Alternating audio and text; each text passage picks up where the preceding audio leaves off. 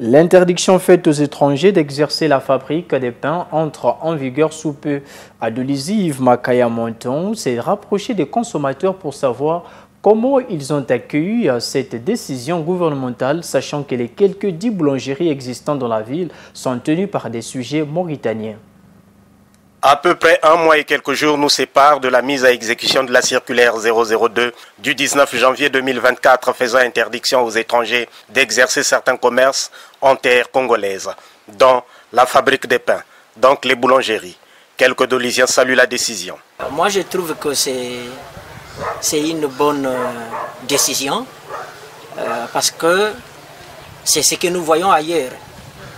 Tel qu'au Gabon, tu ne peux pas voir un étranger avoir une boulangerie.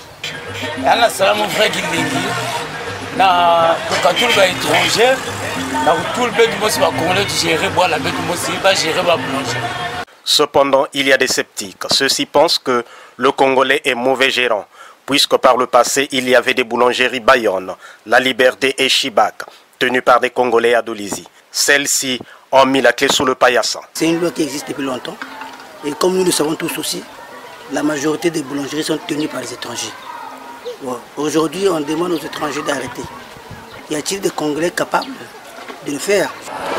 Il y a une boulangerie, il y a un compliqué parce que les Congolais ont une boulangerie, ont géré avec passe. Quand on a une boulangerie, tu peux une boulangerie à côté. Il y a une fois, parce que en politique, soit on a une idée, il y a une boulangerie, il y a une boussou, il y a une douna, tu peux bien gagner ta navire. Il y a une boulangerie au Congo qui est en Montagne. Il y a de ceux qui pensent que le Congolais est capable, étant donné que ceux qui exercent dans ces boulangeries sont pour la plupart des Congolais. Quand tu essaies un peu de regarder là, la majorité de ceux qui travaillent dans les boulangeries, là, c'est des Congolais.